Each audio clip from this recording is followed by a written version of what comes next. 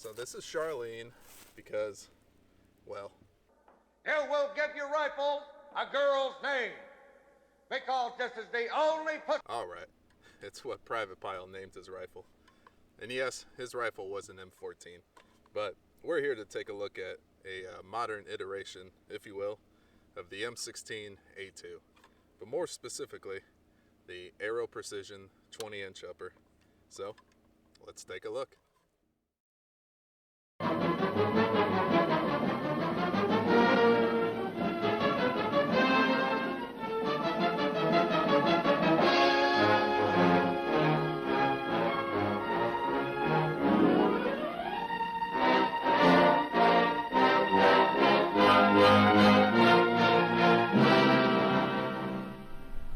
The rifleman's effectiveness depends to a large degree upon his rifle.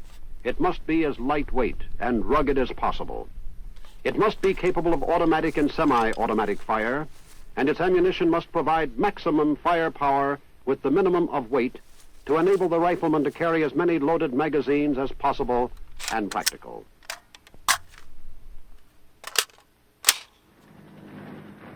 For use in areas where extreme mobility is required and ammunition resupply is difficult, a new rifle has been issued to Special Forces, airborne and air mobile troops of the Army, and to other military forces of the United States.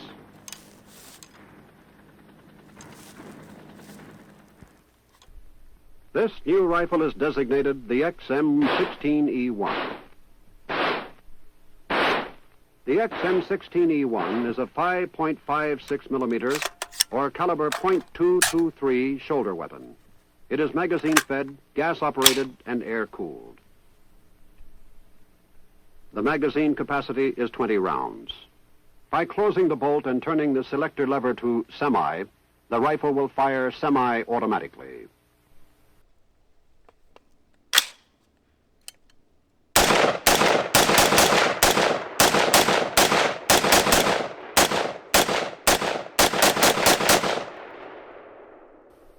By turning the selector lever to auto, the rifle will fire full automatic. The cyclic rate of fire is 700 to 800 rounds per minute, with a muzzle velocity of approximately 3,150 feet per second. The maximum effective range is 460 meters. The weapon's most distinguishing characteristic is its light weight. When fully loaded with 20 rounds, this weapon weighs less than 8 pounds.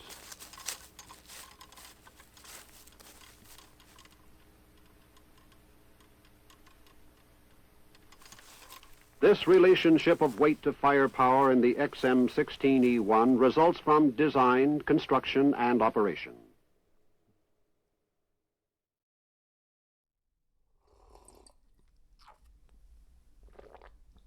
Oh yeah. Yeah, I love this Marlin mug right here. This thing's huge too. Holds a lot of coffee. So the Aero Precision 20-inch A2 style upper, coupled with the KE Arms KP15 lower. I know I already probably made a lot of y'all angry and a little confused when I just showed you a sort of a old video of the XM16E1, which was, I guess, kind of like the first iteration of the M16. But we're actually here to look at a little build that I threw together. That I was kind of going for like a modern iteration, if you will, of the M16A2. It's just such an iconic version of the M16, and you know, I just always wanted one. Of course, being the lowly civilian that I am, I can't really afford a real one, so this is about as close as I can get. We're just going to go over this real quick because this video is already going to be way too long. Okay.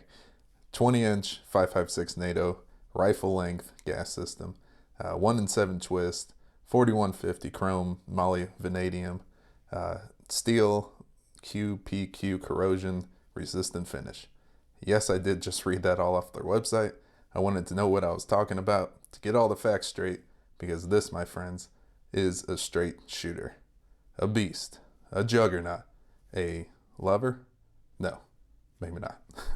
But an accurate rifle indeed it is. And since the KP15 lower as part of Carl and Ian's What Would Stoner Do project, along with KE arms. It only seemed fitting to use it on a modernized A2 style.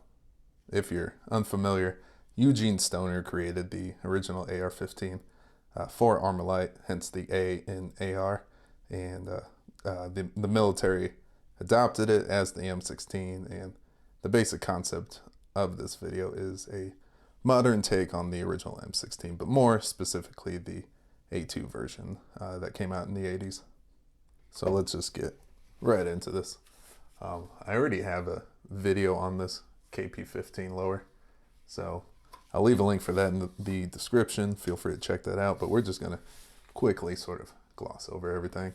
I kept things pretty standard as much as possible, but I did kind of want to modernize it a bit. As you can see, it's pretty standard safety mag catch, but the mag release, but the bolt catch is I believe it's made by WMD. I'll notate if I'm wrong, but it's a nickel boron coated bolt catch, so it just kind of makes things a little bit smoother. We've got a stainless steel trigger down here, and that I believe is the it's a very cheap trigger, as a matter of fact. It's the Anderson manufacturing stainless steel trigger. That's about 25 to 30 bucks. So that's pretty cool if you can find it at that price, which I did, and I kind of like it. It's not anything special. It just has a regular 5 to 6 pound, or I would say closer like 6 to 7 pound mil spec pole. So as far as the buffer and spring goes, just standard carbine buffer, carbine spring, nothing too special. They actually say on KE Arms' website not to use a rifle length buffer and spring with this, even though I have a rifle length gas system and 20-inch barrel on here. But anyways, as you can see from the footage so far, it's very reliable. And then before we get to the upper, I went with a 20 round PMag because I kind of feel like the most modernized mag that you can use nowadays, that's very reliable and has a really good track record, would be the PMag. But in the shooting footage, I think just very briefly, you'll see that I did try out this kind of weird Aero Arms 20 round mag, and it worked just fine. And then this right here is a surplus Colt mag that I have. Let's see if I can get, there we go. You can see it says Colt Manufacturing, Hartford, Connecticut, right there on the base plate. Okay, so anyways, that mag worked really well. So, but I just wanted to go with the 20 round mag because that's kind of more in line with the classic look. And then speaking of the classic look, I also stuck with just a classic charging handle, and then just, I guess, the last piece in the puzzle to make it a complete rifle would be the bolt, and that right there is a PSA nickel boron coated bolt, and it works really well. So on to the upper. Let's just talk about price. Just get that out of the way. You can find these for 300 bucks, which is what I got this at, and I believe Aero Precision has them for a little over 400. So 300 is a good price, but even 330, 340, 350, I would snatch that up for sure because it's a great value. I mean, you compare it with other 20-inch uppers on the market, it's more accurate than I can be with iron sights, but I was still able to connect out to 400 yards. Reliability was 100%. No failures of any kind with 3 different kinds of ammo. And I was mostly using very cheap Sergeant Major munition, 223, which I totally forgot to put up on the table. I wanted to see how cheap ammo would do out of this rifle to really push this upper to its capabilities. Needless to say, I was very happy with the results. So let's get right into some of that accuracy testing with iron sights out to 400 yards.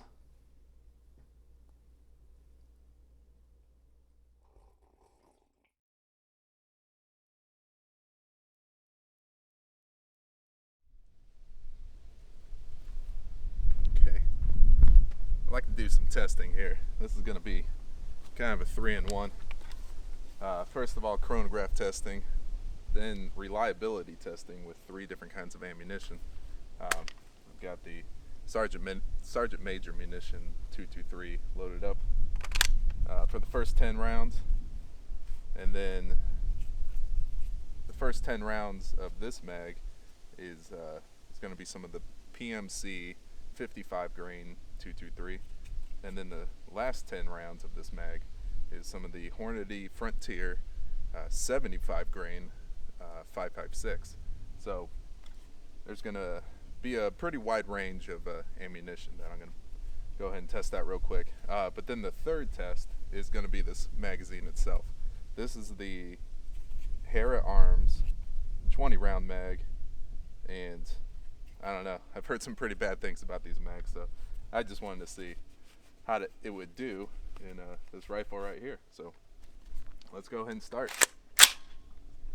So I'm going to do 5 rounds at the chronograph, and then for reliability, the other 5 rounds I'm just going to shoot off maybe right over in the water over there. So first 5 rounds of Sergeant Major munition,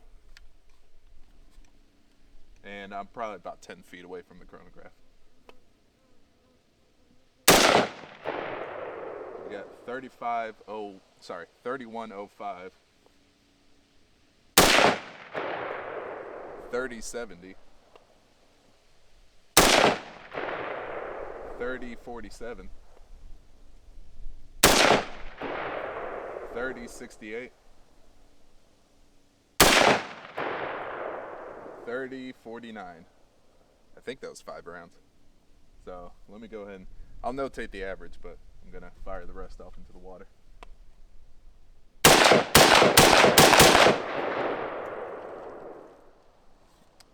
So no surprise there, because I've been using that Sergeant Major munitions stuff all video so far. So yeah, anyways, the consistency was pretty decent. Alright, so now we're going to try some 55 grain PMC out of this Aero Arms magazine. Right off the start, I just kind of noticed the round was a little cockeyed. Anyways, let's try that again. Alright, so this is the PMC 55 grain.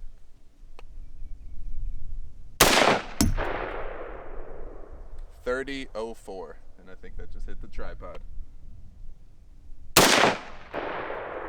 29-84, 30-43, 30-36, and 30-09. I'll notate the average. The other 5 into the water.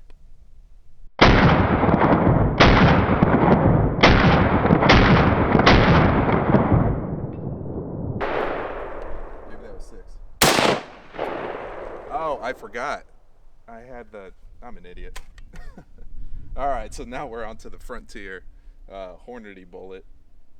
It's this one is a 75 grain, and I guess as you can see from the last couple of rounds, it seems to be reliable. But let's see how fast it's going. I'm going to do 5 rounds.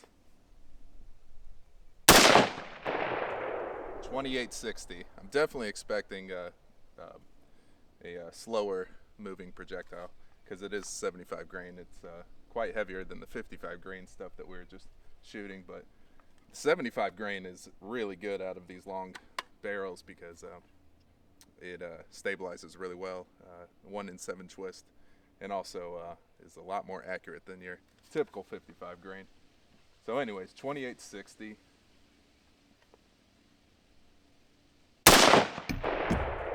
2870, 2852, 2832. I lost count, but I'll do one more. 2795.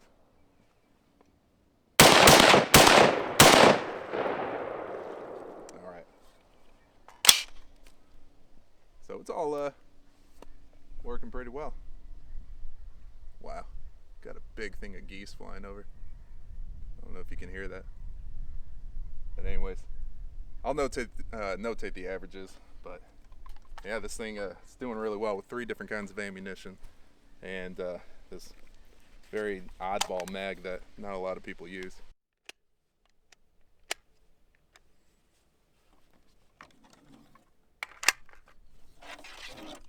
Affixed bayonets.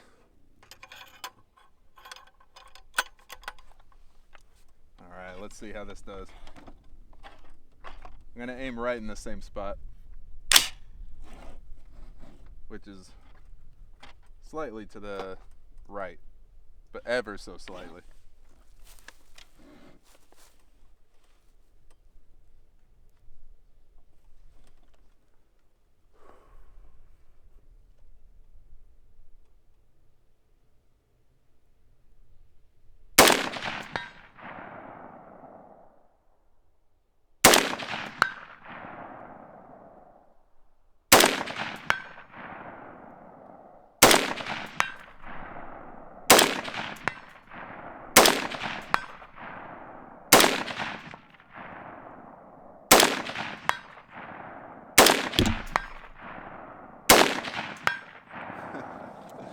Yeah, this thing's dead on. Pretty cool with iron sights. So that bayonet doesn't seem to mess up the point of impact at all. Yeah, that's grouping up so nicely. I'll show you guys real quick. We got a pretty decent wind going on too, but hopefully y'all can see this. I'm just peppering the middle of that target. The bayonet did not affect accuracy 1 iota, so that's pretty cool. All right, I'm gonna definitely use some better ammo when we push it out to some further distances, but I just wanted to start there at 200 and see how it does. So, all right, let's do 300 yards.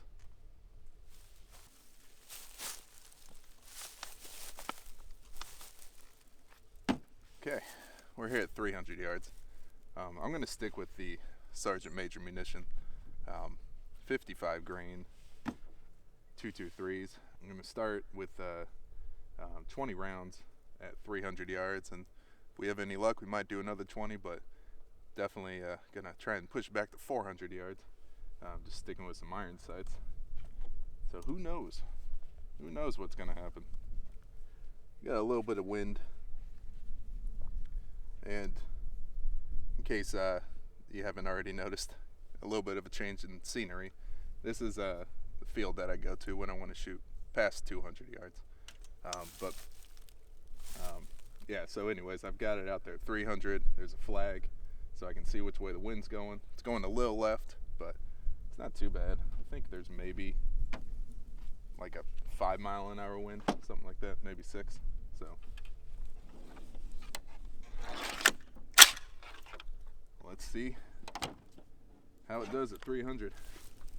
I think I'm gonna have to shoot at the top of the target, and it's about 45 degrees out here, so there's gonna be a little bit of a drop with this denser, colder air. So let's go ahead and give it a try. Wow.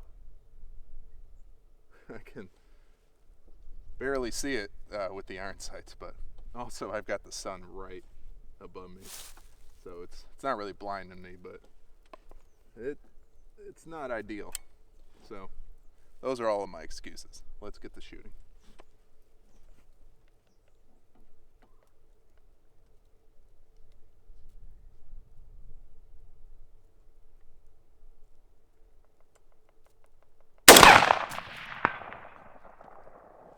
That was a hit. Actually, I gotta grab the binoculars real quick. I want to see where that hit.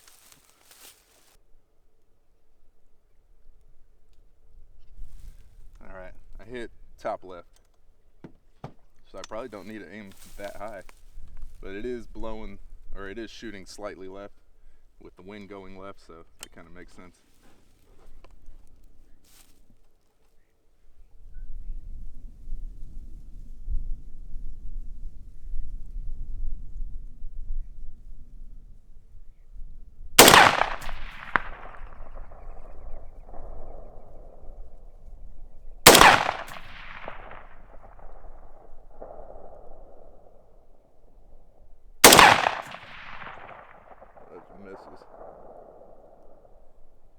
last two are misses.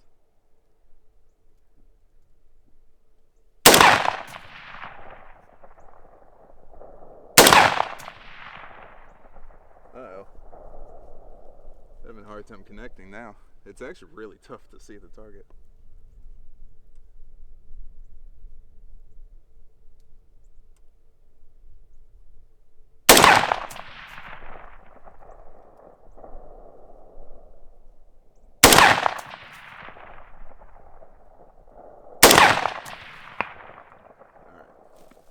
I think I was aiming too high.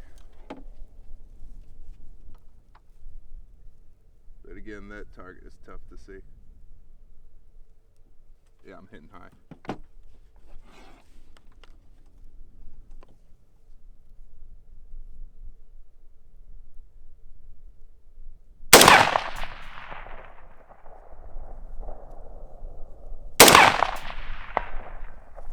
That was a hit.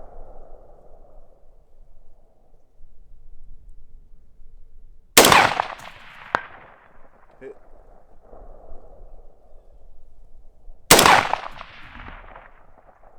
I don't think that was a hit.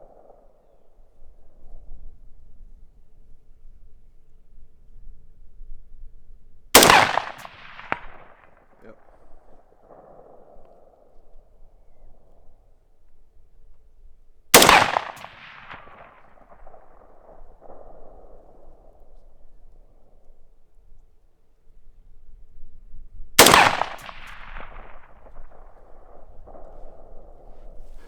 It's definitely tougher at 300.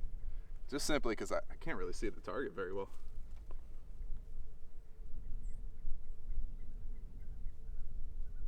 That was a hit. Just want to see where these shots are going. A lot of them are hitting left. Got that wind picking up a bit. So I'm blaming the wind.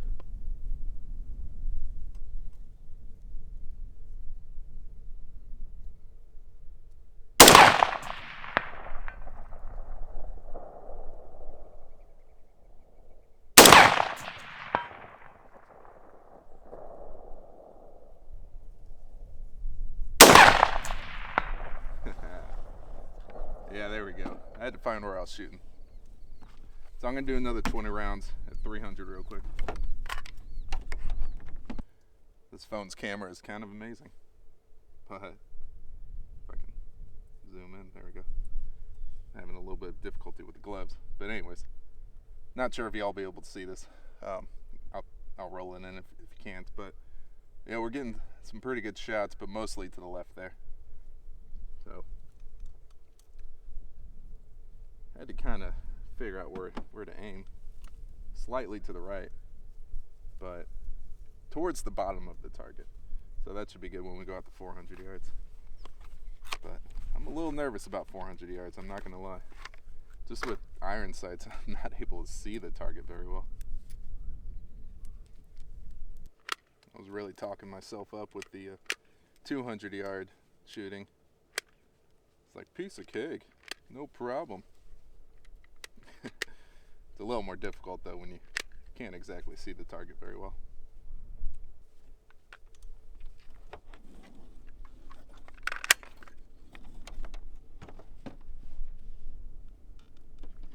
All right.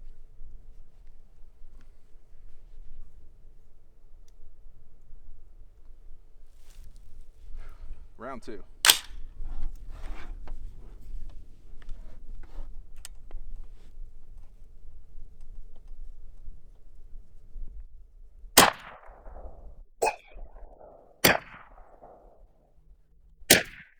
Well, shucks.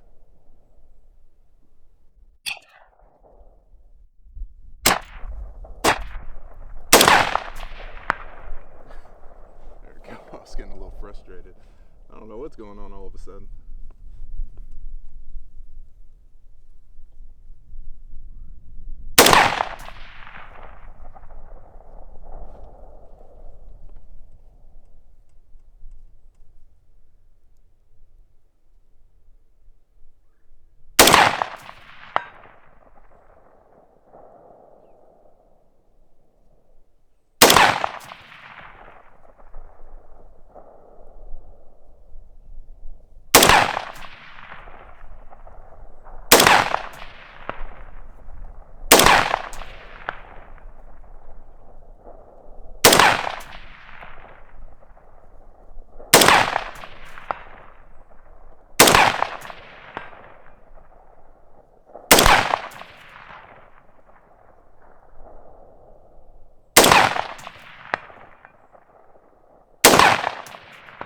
All right.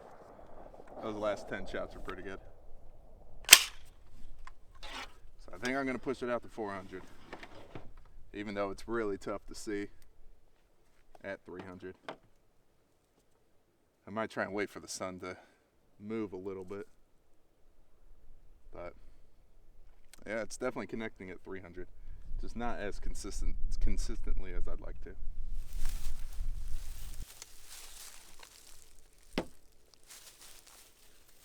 All right, we're back, and I pushed it out to 400 yards.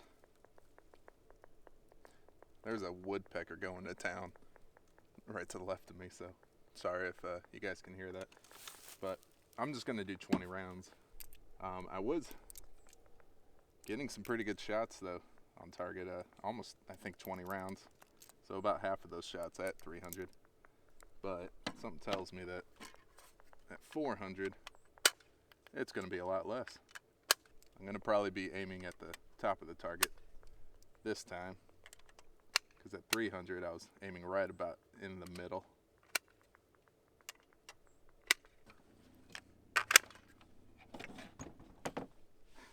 However, I could still barely see the target. If this thing had a scope, I would have no problem pushing this out to 500 yards. I actually have a video on my channel if you guys want to check it out. It's I'll leave a link in the description, but I was out here at about 500 yards shooting some, what was it, like some 75 grain Hornady Frontier, and that was with an 18-inch 223 Wild barrel. So anyways, that, you know, obviously with the scope too, but with just iron sights, I'm not really expecting to have too many hits here, but we'll see. So it's actually warmed up a bit, so I lost the gloves. All right, 400 yards. I cannot see the target. I can see the flag, so thank God I got that flag, so I can kind of aim in association with where the flag is.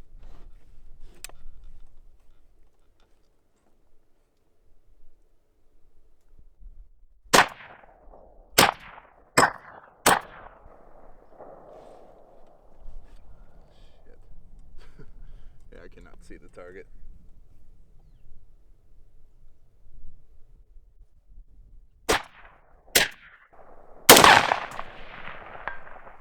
There it is, yeah.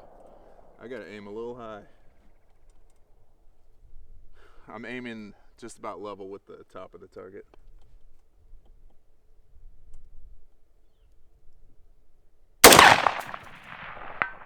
Yep.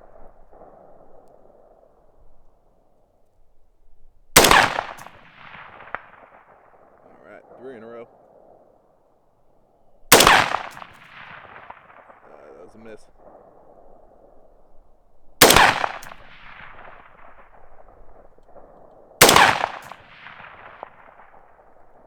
That might have been hit. That sounded like something.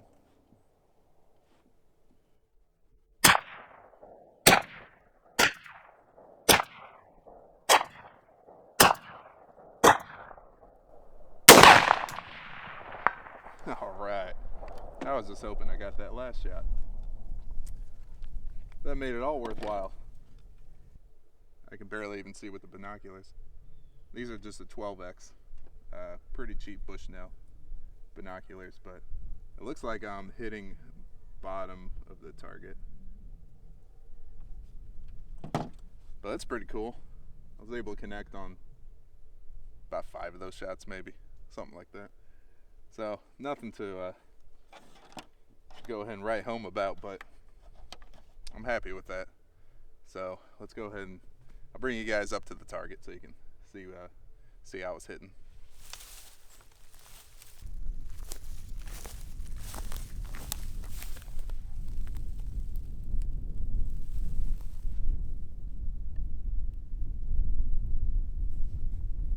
I don't think I hit right there, but anyways, 1, 2, 3, 4.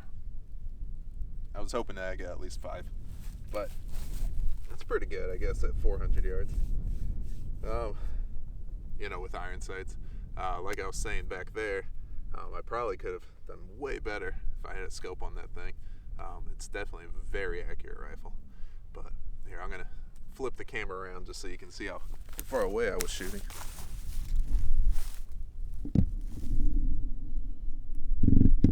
So